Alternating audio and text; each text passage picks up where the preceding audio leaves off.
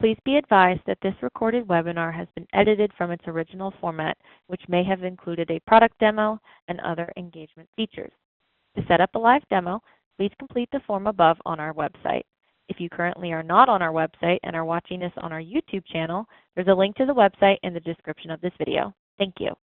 Hello, everyone, and welcome to today's webinar, ICANN 83, Insights from the Meeting in Prague, Czech Republic.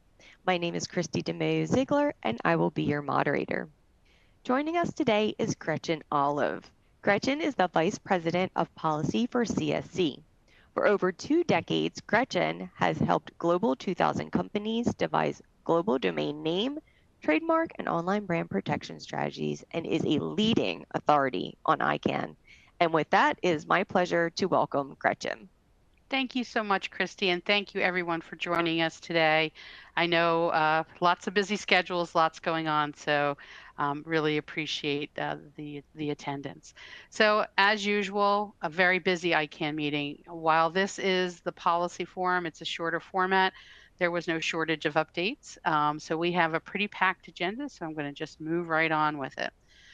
Let's first start with a few kind of like table setting things to make sure that we all kind of understand a few things about ICANN. So first of all, ICANN has 3 public meetings a year: a community forum, a policy forum, and an annual meeting. We're here to talk about the policy forum, which is typically in the June timeframe. It's a 4-day format, like I said, a little bit reduced time frame from the other 7-day meetings, and it's really focused on policy work and community interaction. ICANN is you'll often hear during this webinar series, you'll hear me say ICANN or the ICANN community or the ICANN board. And there's also a bunch of supporting organizations I'll mention. So let's just kind of give everybody a little bit of an orientation. So ICANN is made up, you'll see all these boxes under the board of directors of a number of supporting organizations and advisory committees. The one supporting organization that we really focus on is the GNSO, which is this big blue box in the middle. That's where you're going to find the registrars, the registries, intellectual property holders, the business users, ISPs. This is sort of the group that we really follow for this webinar series. You'll also see that a dark gray box to the bottom of the chart, that's the Governmental Advisory Committee. And that is a group of really, think of them as like ministers from like the telecom ministries in different countries that come to advise the ICANN board from a public policy standpoint. So ICANN is a consensus policy organization. Things come from the bottom up, and then ultimately the ICANN board votes to adopt things. So that's sort of how ICANN works. And this whole group here is often referred to as the ICANN community.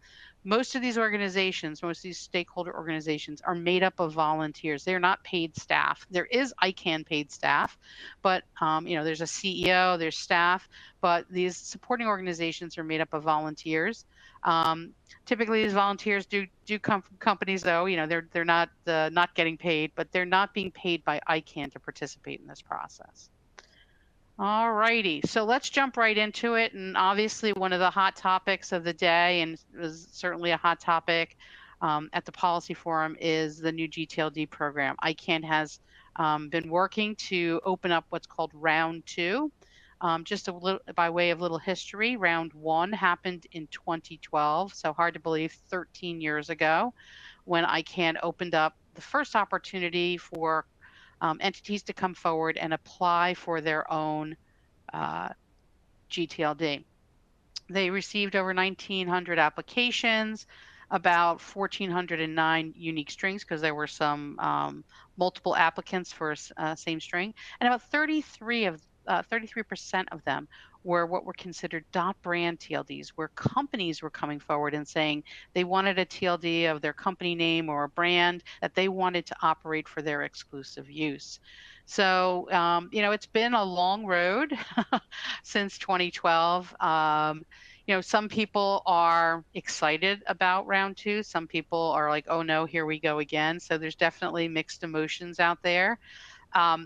over the last 12 years, one of the things ICANN had to commit to when they opened round one is they did commit to the governmental advisory committee that they would do studies and assessments and kind of look at what went right, what went wrong, and then take corrective action. And so that's really what's been going on in earnest, really, the last 9 to 10 years. And we're finally to the point where they're getting ready for round two. Now, some people ask, like, why do we need round two? Like, really, what don't we have enough TLDs? Well, ICANN really wants to focus on diversity and inclusivity. When they look back at round two, a lot of the applications came from North America, with EMEA kind of in second place, APAC, and then it was really low participation in like Latin America or in the Middle East or Africa. Very low participation. And it's one of the things we all have to kind of realize is that there were a lot of communities and places around the globe that have not really yet had full adoption of the internet. There's a lot of emerging economies that are trying to kind of tap into that. There's a lot of non-English speaking people around the world who are really not utilizing the internet. So they really want to kind of like broaden the participation of the internet, create spaces for people all over the world. And one of their goals in the second round is to try to reduce barriers for applicants from these places, because they feel like, perhaps it's financial, perhaps there's just a lack of understanding of A, how the internet works, and B, how to participate in this process. So these have been two key objectives, I should say, that ICANN has kind of really been trying to push as we move towards round two. So there are lots of reports that come out about where things are. Really, I have to say, I've been around for a long time. I've been in this business for about 26 years, and participated strongly in the round one, helped a lot of customers get their TLDs. And round one was definitely blazing a new trail. It was very much every day you never really knew what was going to happen leading up to the round opening, and even after the round opened, and kind of applications were getting evaluated and coming online. It was the wild west, some people would say. ICANN has worked hard, and I will give them credit here. They have worked hard to make this process a little bit more predictable, a little bit more transparent, where there's visibility about what needs to get done, where are we on those things, and what's yet to do. So, there's significant program management, and governance in round two here, and it's really, I think helping everybody kind of know what's going to happen without a lot of surprises, at least to this point. So we're going to give credit where credit is due. In terms of round two, where are we? The few things that ICANN has confirmed. So we know that the application for a TLD in round two will be $227,000 per TLD. That's like the base fee. There may be some additional costs based on what type of TLD is applied for. So for instance, right now, they're talking about an additional $500 fee if you want to apply as a .brand. But the draft applicant guidebook, this is something we've been waiting for a long time to kind of understand this program a little bit, was just published at the end of May. The draft applicant guidebook, you have to kind of look at it as like the run book for the new gTLD program. It tells you everything from who is eligible to apply, what type of TLDs can be applied for, what the application process will look like, what the evaluation process will look like, what happens when there are multiple applicants for the same string, what if there are objections to an application, what trademark protections are there, and then also lots of more information about if you're awarded a TLD, what are the compliance requirements, the technical requirements, the operational requirements, and all that kind of information. So this applicant guidebook was published, the complete version, on May 30th. It's 395 pages, so if you're looking for a little light reading, I highly recommend it. And it's now open for public comment until July 23rd. So it's a bit of a lengthy comment period, but ICANN has made it clear that they have no intention of extending that comment period. So now is the time. What will happen at that point is once the public comment period closes, ICANN staff will put together a report that will summarize those comments. They'll get that published probably late August, it's looking like. And then from there, there may be some tweaks that are made to the final applicant guidebook. And that final applicant guidebook is expected to be approved and adopted by the ICANN board by the end of the year. That's kind of the timeline that everybody is running towards. And when we say, the round opening, when round 2 opens, that means that the system opens to apply. And that's right now planned for April of 2026. So we're still, we're a ways out here. This is not something that's happening tomorrow, but it's time to kind of tune in. And that time limited window will be between 12 and 15 weeks. My guess it'll be closer to 15 weeks. Something we do know about this round as part of the policy work that's been done over the last 10 years is there's not going to be any private auctions allowed, closed generics will not be allowed, and plural and singular delegations will not be allowed. So it's going to be one or the other. So I do give you the ICANN's website. We're putting out lots of information, kind of distilling all the documents that ICANN is putting out. So certainly if you don't have time to read the 395-page guidebook or kind of understand the program from top to bottom, we're here to help you. All right, so where are they? Are they on track is the question. I get that question a lot. So they put out reports before every ICANN meeting. It's usually, kind of closes, they put out a report that kind of says where they are. So they're saying that the program is sort of yellow-green right now. There are some risks. There are some things that are taking more time than was initially scheduled, but they have developed what they call kind of path to green, kind of projects, if you will, to kind of get things back on track. The two things that are really kind of slowing them down right now is there's a registry system testing they're having some challenges with that, some glitches. So they're working through that to kind of test and pre-certify some back-end registry systems, as well as the portal that's going to be used to process the applications. That's taking more time. So right now, like I said, yeah, they're saying yellow. During Prague, I would really say it was yellow-green. Things were, this report was as of end of April. By the time, the meeting happened, last week, or sorry, I should say earlier in the month, they were really feeling like things were getting closer to being back on green. So looks like, right now they're still feeling very strong about the timelines of approving the applicant guidebook by the end of the year, and that the application window opening up in April of 2026. So in terms of what do you need to do to get, if this is something, everybody needs to kind of pay attention to round 2. It will impact you in some way. If your organization is one that's thinking, maybe I need to get a .brand, well, then now's the time to sort of sit around the table. You need to kind of come up with a business justification and a budget for applying, because there will be costs in 2026 to apply. The good news is you only have to kind of budget for the costs to apply, because there will not be any TLDs that get delegated or put into use in 2026. So really the 2026 kind of budget really needs to think of, if I'm going to do an application, what I'm going to need for application preparation and submission.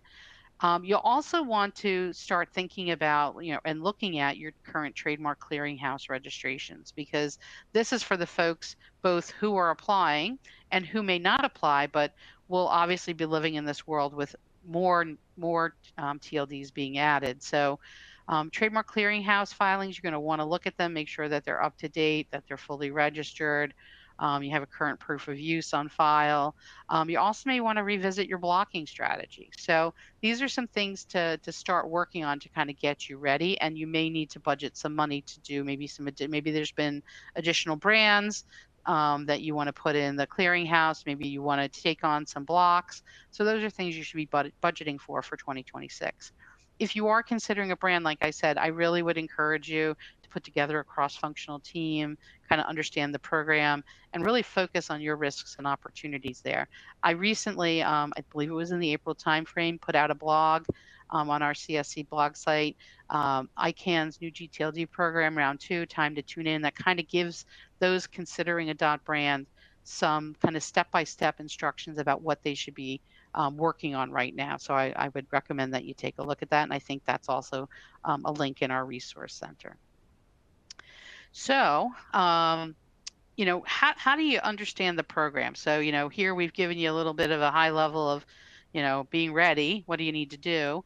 But if you really want to understand the program and the requirements, especially if you're going to potentially go forward and apply for a .brand, I really would recommend, again, in our resource center, you have the ability to register for an upcoming webinar that we'll be doing, 5 key takeaways from the applicant guidebook. So we plan, during that session to give you a really good high-level overview of what's in the guidebook, some of the things very particular to .brands, what the kind of application journey will look like, the costs that you should be budgeting for, all those things that you need to consider. So I hope you join us for that webinar. So with the new gTLDs kind of behind us right now, round 2, I know a lot of thinking going on around about that.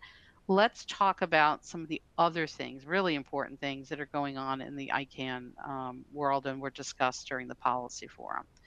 So some of them relate to WHOIS, and we're going to talk about 3 things specific to WHOIS. We're going to talk about Registration Data Request Service, or the RDRS, urgent request for disclosure of registration data, and also potential future policy work on WHOIS accuracy. So let's get to that. So let me first make sure that everybody understands what I mean by the Registration Data Request Service, or RDRS. So this was kind of the byproduct of a very long policy process after the GDPR became enforceable in May of 2018.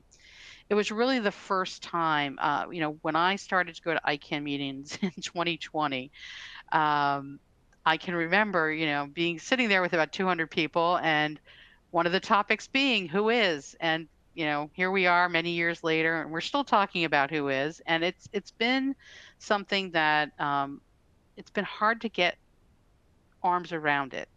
The domain system is a very self-service, kind of industry where people go online, they, register domain names, they complete the WHOIS template for the name, and they move on. And so there's always been this issue about well, how do we get to that information? How do we know it's accurate? So in terms of getting to the information, when the GDPR became enforceable in May of 2018, it was really the first time that ICANN had to formally recognize that the obligations they put on registries and registrars to publish the WHOIS record for every domain name may violate privacy statutes. There certainly were privacy statutes and regulations that existed before the GDPR, but they were very piecemeal. It was like country by country. It was a real matrix to try to keep track of. And what the GDPR tried to do is kind of unify, at least in the EU, unify all those privacy laws in a way that you could make it a little bit easier to work from country to country. And it was a time where ICANN finally had to realize that they couldn't force registries and registrars to publish all the information they were asking, because it could violate that GDPR. So there was a lot of discussion around how could access still be provided to WHOIS information when needed, like for law enforcement, for IP enforcement, for fraud investigations, security investigations. And what happened kind of at the end of that process was a proposal that was a very expensive system that would take many, many years to implement. And there were a lot of doubts about whether or not it was really going to be the solution to the problem. And so ICANN kind of regrouped, the ICANN community kind of regrouped, and this RDRS system, think of it almost as a ticketing system, was created where it's a proof of concept system to handle requests for access to non-public registration data. And it really is trying to connect requesters of the information to registrars. Now, it's really intended to try to streamline the process of making those requests. And the big challenge with it has been is that it's not mandatory for registrars to participate. CSC does participate, but not all registrars do. And there's been some big name registrars like Two Cows and others who have recently started. They started by participating, but then have kind of pulled out of it. So it's really made it have in some ways limited utility, but the whole purpose was to be able to of this RDRS system, this proof of concept, is let's see how many requests come in. Let's see what people are asking for. Let's see how registrars respond to this. Let's see what the challenges are in evaluating their requests. Let's see the time frames it takes for this. So it was really just to collect data, and the goal was this thing was going to run for 2 years, and there was going to be enough data to kind of then decide if that very expensive, very long implementation system that was created post GDPR by the ICANN community was the right solution. Well, we've we've been operating this now. ICANN's been operating this for about a year and a half. It's started up in November of 2023, and there's definitely been complaints. There's been, again, not all registrars are required to participate. There's been a lot of, some statistics came out from the first year. There haven't been a ton of requests. I mean, we're talking thousands, not hundreds of thousands. And I think that's what, people really expected. A lot of requests are denied. There's, things that are just not working. And the year point was really a time to, even though the pilot is on deck for at least 2 years, the year milestone really kind of got the ICANN board kind of reflecting a little bit, and the ICANN community reflecting and saying, like, is this something is this useful? Is this something we should continue? And the board has stated publicly that they do believe that the RDRS is a useful tool and should continue, but it needs changes and improvements. And I think there's a lot of support for that. So things like mandatory participation by registrars, making it contractually required as part of the registrar's accreditation contract to participate. Integration of affiliated or like privacy proxy services.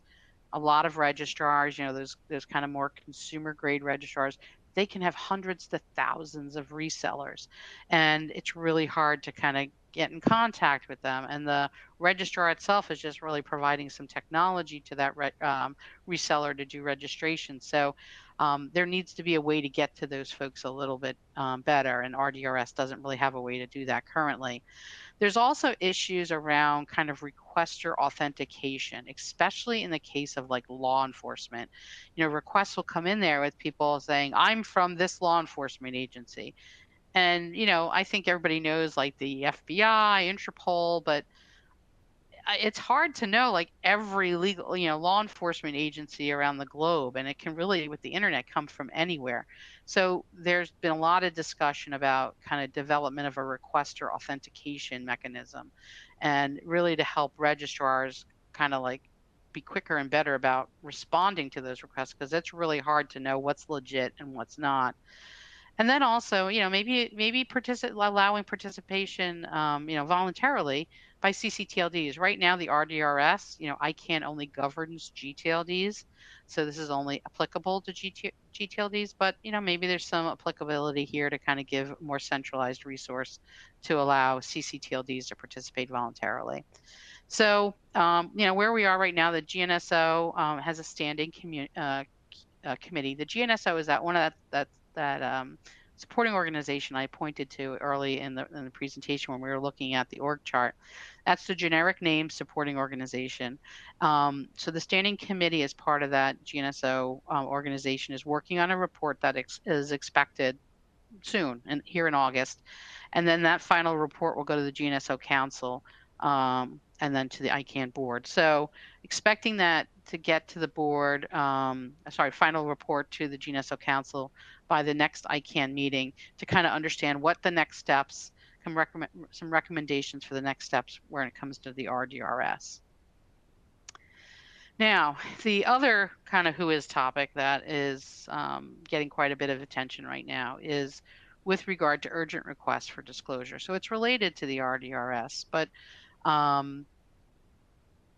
it relates to some other things, some other requests as well, which is ICANN's registration data policy. And so, there are times where there's an urgent need to get WHOIS information. And I think everybody recognizes that. But what does that look like? How do you validate that? Who do you know, what's the kind of legal authority? What is the timeline that needs to be responded? What is considered timely? So these are some of the questions that are, being kind of asked, or kind of concerns raised about this particular policy recommendation around urgent requests for disclosure. So ICANN actually, as part of the registration data policy, had to move forward and issue that registration data policy that kind of governs the WHOIS starting on August 21st of this year. The new ICANN registration data policy will be enforceable. So they went forward and pushed that out to registrars and registries and got that going. But there's this one piece that's lagging about how to handle these urgent requests. So that's what's going on right now. So right now, with regard to that kind of piece that's kind of lagging in resolution here, there's kind of two pieces of it, or two tracks. There's an authentication track and a policy track. So on the authentication side, this is again goes to like, how do you know what law enforcement agencies are legit when someone sends you something that says they're from there and that agency actually exists. So the GAC has done a nice job. They have what's called a Public Safety Working Group, or the PSWG, within the GAC. And they formed a practitioners group that basically brought a bunch of umbrella law enforcement agencies like the FBI, like Interpol, and some other stakeholder groups together to kind of talk about how could authentication happen. Obviously, optimally, the long-term proposal is to figure out how there can be these different law enforcement agencies could get connected to the ICANN portal so that there could be interaction. That is certainly a long-term proposal. I think everybody recognizes that. Shorter term is there some kind of list and identifiers that could be published and shared with registrars, maybe even put into the RDRS as a way to kind of like say, okay, yeah, they're on the list, and then you can move forward quickly. So that's some of the discussion going on with the authentication piece of it. On the policy track, that EPDP phase 1, this is all the post GDPR kind of policy work that was done around WHOIS and kind of trying to make sure that the ICANN rules comply with GDPR and other privacy regulations. This is about the timing, right? Like how much time is really needed and should be kind of mandated for response to an urgent request. Right now, the proposal on the table is a 24-hour response time. In the internet, 24 hours is an eternity. So we certainly still have kind of people on different sides of the spectrum. We have people saying, yeah, 24 hours, that's great. We have people who say 24 hours, that's not going to be quick enough. We have other people who say we need more than 24 hours. We're small, registrar, we can't operate like that. We won't be able to respond that quickly. So there's people all over the place. But ICANN staff is currently kind of developing a new detailed text for everybody to kind of look at, an amended proposal, and that's going to be distributed for discussion. And, the GAC, I will say, has been really, really, diligent on this topic, and they're diligent on a lot of topics, but this is one that's very high on their radar, and they've really been pushing the ICANN board to expedite final resolution on this, and we'll talk a little bit more about that shortly. So then the third who is topic is who is accuracy. Again, a topic that's been around for as long as I have and longer. The accuracy of who is data has, been, an issue, and particularly a very big issue for the GAC. The GAC has always, as long as I have participated in ICANN, they've been a group that's always been like, we need to understand like the level of accuracy. We need to make sure that there is ways to confirm accuracy, to validate information. And, there's been lots of studies and working groups and, through all the years that have tried to make, improvements, but really, the net result of all that has been very limited. In 2022, again, the GNSO, they did have an accuracy scoping team that was, kind of picking it back up and, kind of trying to take it baby steps forward. And that kind of all got stalled again, because there was all this policy work going on related to GDPR and who is, what fields should be in there, what data should be collected, what data should be published, how to, navigate that all. So they kind of picked it back up like in 2019, but then it kind of got stalled in 2022. Early this year, the GNSO kind of picked it back up again. And again, it's because the GAC is really constantly beating the drum on this. So definitely some credit is owed to them on that. But the GNSO issued some threshold questions on accuracy and basically said, these are some things we need the community to kind of come back and tell us. And they did receive responses from the GAC and other community members. So right now they have a small team within the GNSO that's kind of focused on this, that's reviewing those responses to their threshold questions. It's just some of the suggestions that the GNSO and kind of their discussions around what their, what the responses were that they got is, a desire to shorten the current 15-day limit for registrars to conduct registration data validation. So what that is when someone submits a who is complaint, a who is accuracy complaint to ICANN, they take that complaint and then it gets forwarded to the registrar. And the registrar then has 15 days to basically come back, conduct the validation of the data and come back to ICANN. They're thinking maybe that needs to be shorter. There's, thinking around maybe there needs to be additional registrant education about accuracy requirements. Again, very self-service industry. English is not everybody's first language. People have varying degrees of sophistication and sort of understanding the domain name system and the internet as a whole.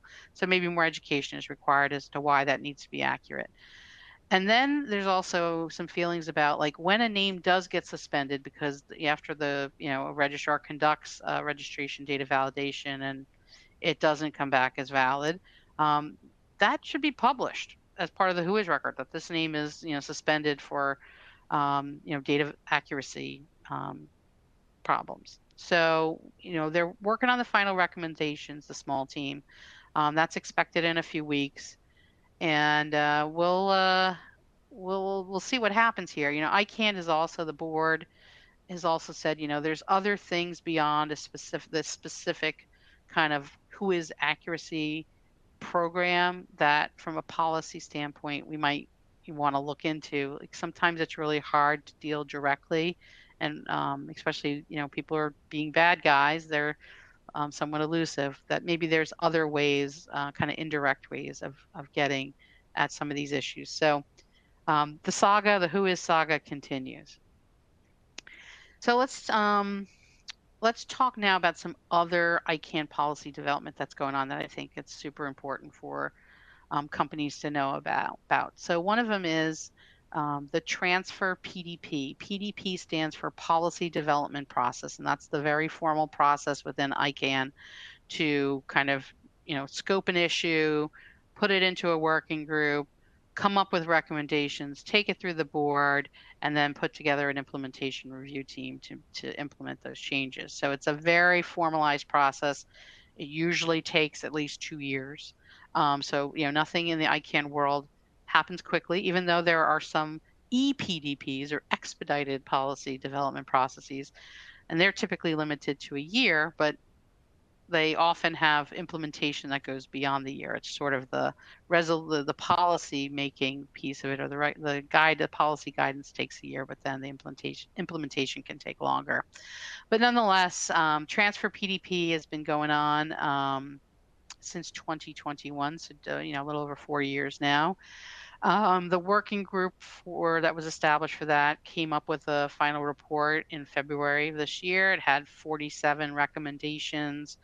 The GNSO Council approved the final report at the last ICANN meeting, and now has then forwarded to ICANN board. They approved it in April.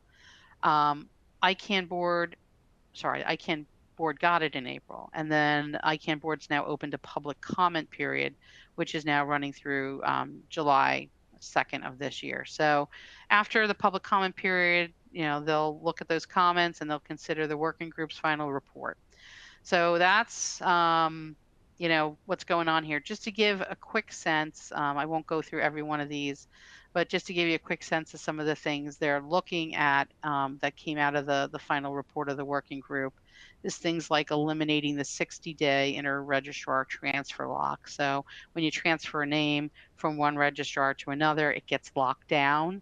That was put in place to kind of prevent bad guys from kind of taking names from registrar to registrar to escape, people trying to hunt them down. But there are some reasons why that necessarily isn't a good thing. So they're looking at, at some changes to that. Also trying to simplify the transfer authorization process to make it a little bit more user-friendly, but also still maintaining security. Looking at enhancing the transfer dispute resolution policy. There's also the potential introduction of something called a transfer emergency action contact, or a TAC contact, and then also try to standardize some forms and communications. So that is, it's always amazes me about how much is going on simultaneously. While in some ways very separate issues and problems, all interrelated. So, we'll continue to track this, as everything's going on with WHOIS and everything's going on with the new gTLD round 2. You're also going to, and the registration data policy, becoming in full effect August 21st of this year. We will continue to keep everybody posted on how this all proceeds. The transfer policy, I think, is definitely one of the next things out of the ICANN kind of pipeline. Another policy development process that's going on, and this is one of those EPDPs, so expedited policy development processes, is related to IDNs. So IDNs are internationalized domain names. ICANN loves its acronyms. Internationalized domain names are names that are not in ASCII characters. They're actually they're graphic files. So think of scripts like Arabic, Japanese, Chinese. They have had there's been a lot of trouble over the years with those scripts working on the internet, and they kind of get converted into something called puny code, and there's lots of challenges with IDNs, but it's gotten better and better and better. Certainly, earlier in my career, IDNs, operating on the internet, it was abysmal. It's definitely gotten better. There's been a ton of work, painstaking, very detailed work done around IDNs. So we're definitely getting to a much better place. And this is one of those PDPs that's very important for round 2 of the new gTLD program, because again, going back to ICANN's desire to really build inclusivity and diversity online, having these scripts, these different languages work on the internet so that people with different keyboards, it's a little bit easier for them to navigate to web properties.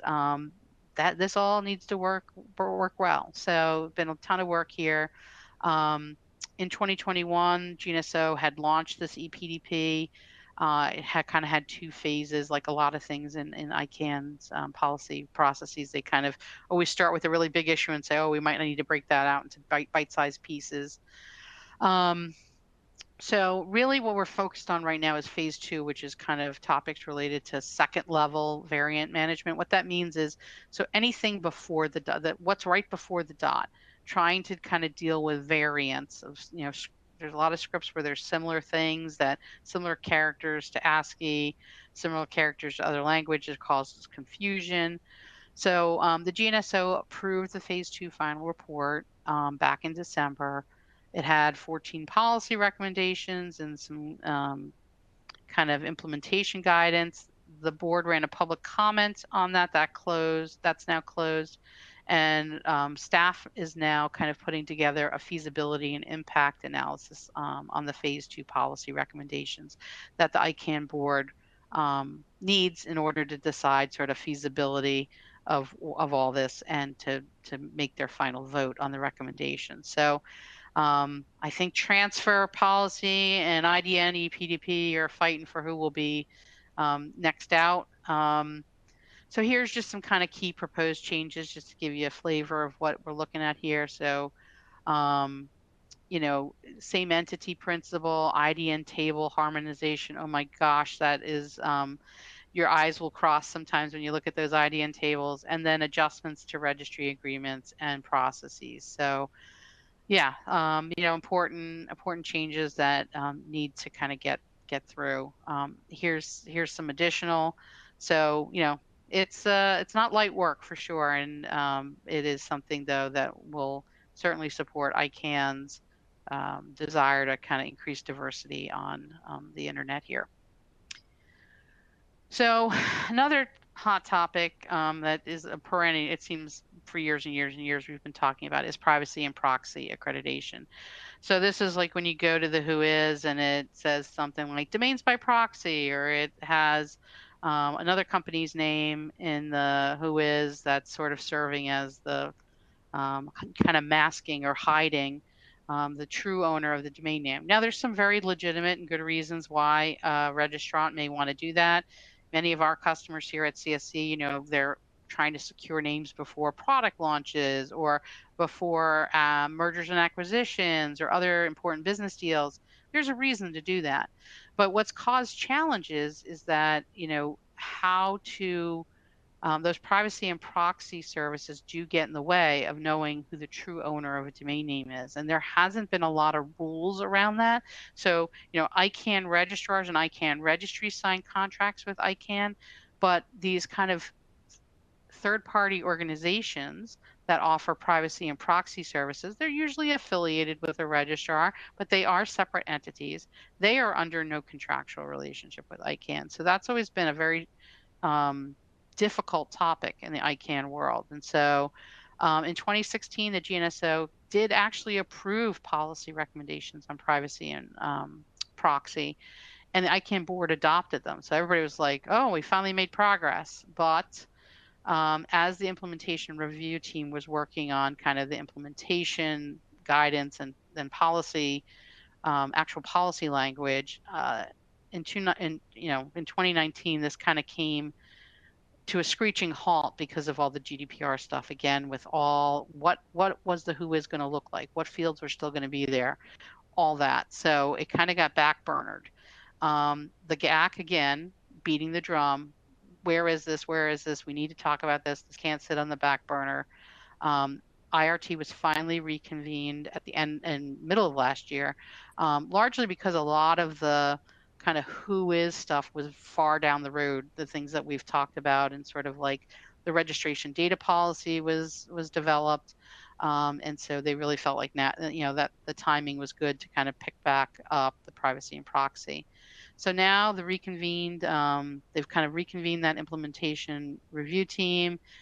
They've outlined their purpose, and they're working through an analysis and policy design.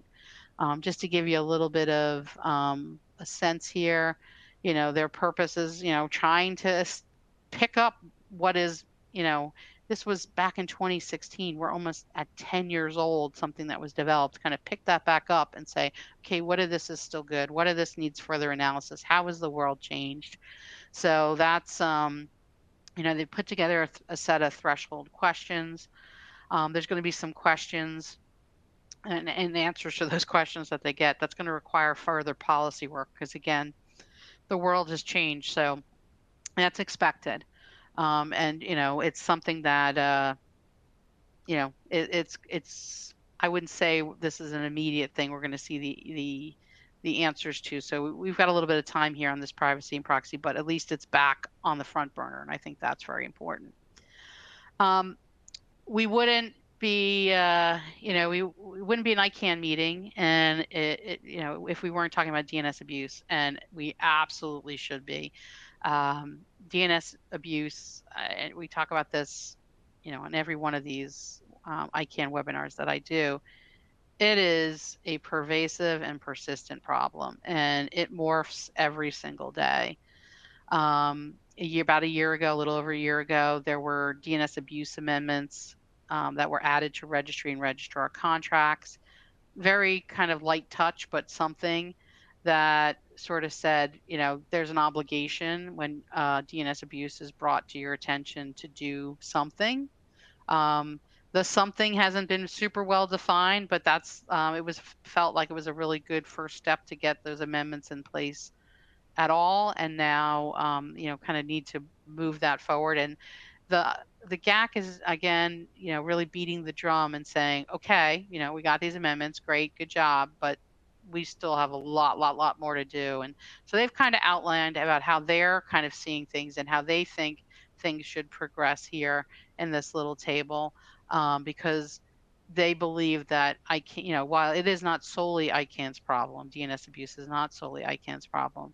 It's really everyone's problem, all of our problem. ICANN compliance does have a role. ICANN and ICANN compliance does have a very important role to play here in DNS abuse. So there was a session that had a bit of a brainstorming session in it, and at the Prague meeting, where the contracted party, so that's registries and registrars, kind of put together and kind of open for discussion, kind of 4 ideas of what their communities are kind of thinking about. Now you have to remember, registrars, there's a little over 3,000 ICANN accredited registrars around the world. Most of them are consumer grade registrars. Companies like CSC were kind of like an anomaly in the industry, kind of just, focus on helping corporations. So, largely the industry is driven by, with us and others, a few others chirping, by these consumer grade registrars. And so they did hold this, this session to share kind of some of their thinking and brainstorming and to get community kind of input. And, kind of these were the 4 ideas they put out there. One was related to, you get a domain name abuse report as a registrar. Like, do you just look at that name, or do you look at other names in the account or associated with that registrant? Like, don't we maybe need to do more here? Also looked at whether the current requirements of the registrar accreditation agreement regarding resellers could be improved with some kind of reseller obligations with respect to DNS abuse. Again, over 3,000 ICANN accredited registrars with many thousands of resellers on top of those registrars that are sort of like a step further away from ICANN. So, how do we need to get them and clarify what their obligations are? Also talking about whether there should be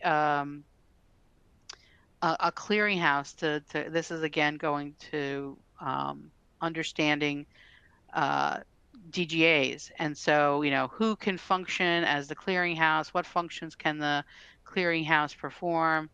And then lastly, what about the existing best practices for phishing reports? Like, how do we elevate that? could more wide adoption help mitigation efforts?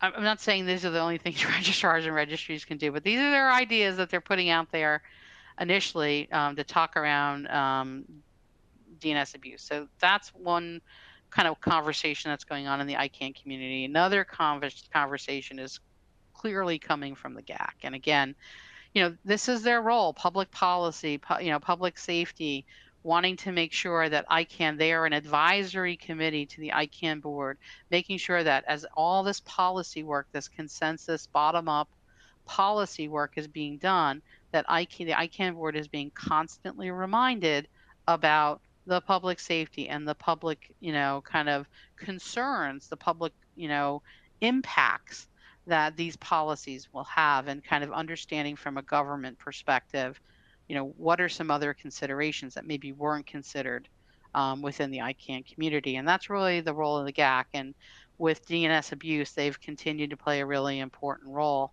So the GAC continues to push ICANN on, expediting and expanding their work on DNS abuse mitigation. We talked about that a few slides ago.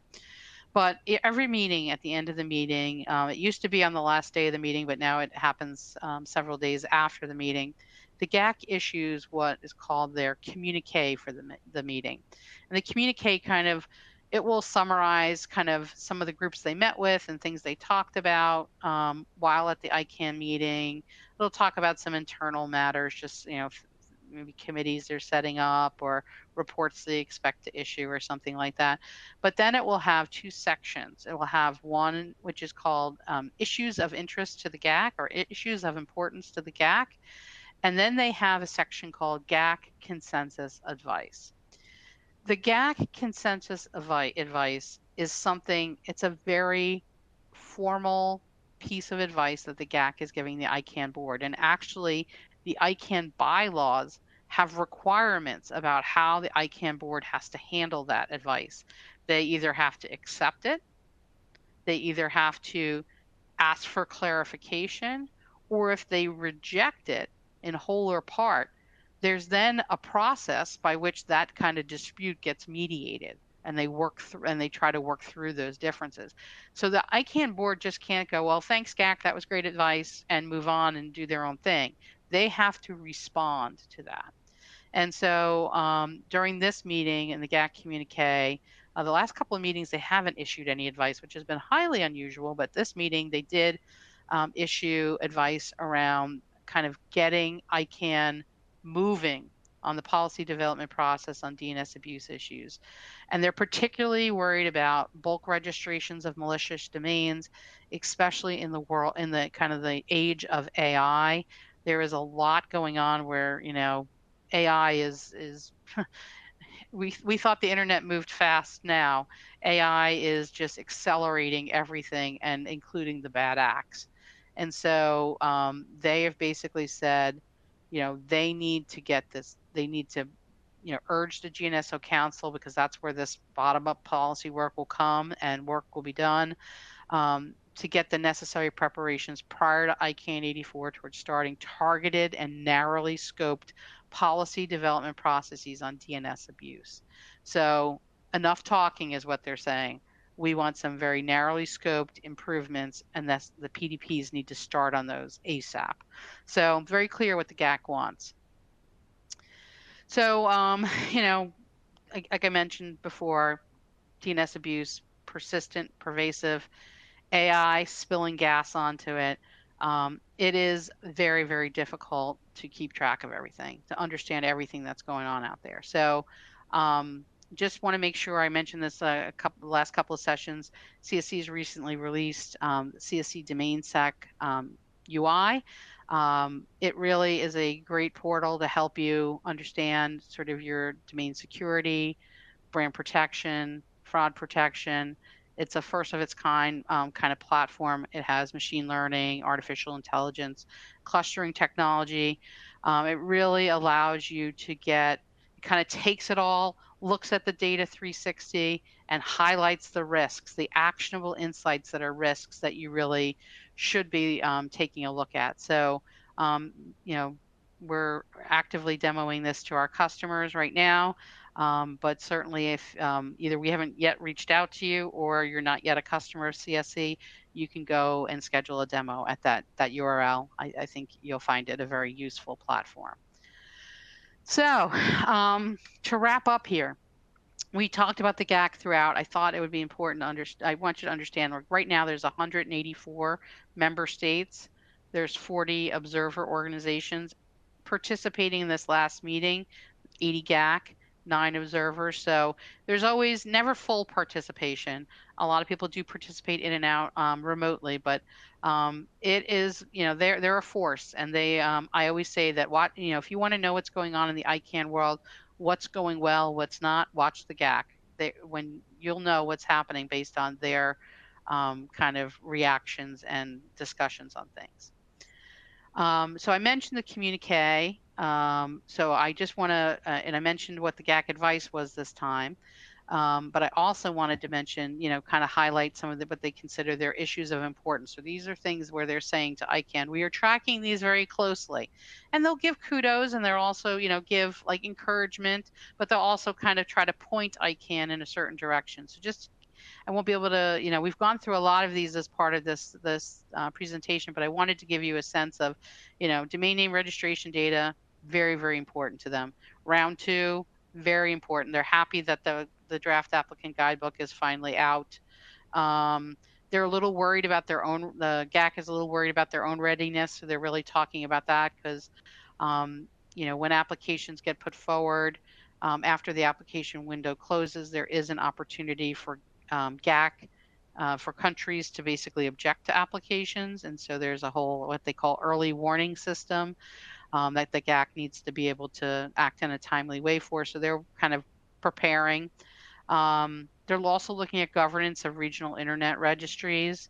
Also looking at general ethics policies and code of conduct. There's been some concerns about people, particularly from law firms, not being exactly clear who they're representing in some of these working groups and in some of these public forums. DNS abuse we talked a lot about. And then lastly, there's accountability and transparency reviews that happen at ICANN, and reports are issued on a periodic basis. We're up for the 4th ICANN accountability and transparency review since ICANN kind of spun off outside of the control of the US government.